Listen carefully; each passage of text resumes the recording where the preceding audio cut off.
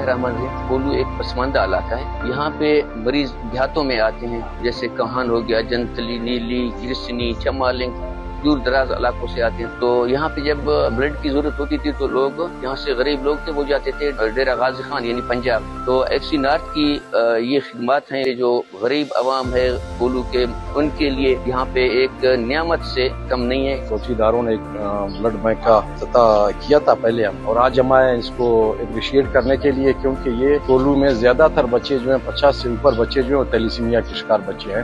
اس ایک تیلیسیمیا مریض کی وجہ سے پورا فیملی ان کا ڈسٹرب ہو جاتا ہے۔ ان کو ایک تو خون بلڈ تلاش کرنا پڑتا ہے، پھر بلڈ بینک کی جو قیمت ہے وہ 1000 روپے سے اوپر ہے، باقی کراس میچنگ ہے، گروپنگ ہے۔ کہ جو کمانڈر صاحب ہیں ان لوگوں نے یہاں ایک یہ بلڈ بینک کھولا ہے، تو اس سے پورا کولو جو ہے مستفید ہو رہا ہے، اور یہ ایک بہت اچھا انیشیٹو قدم ہے، میں اس کو اپریشیٹ کرتا ہوں۔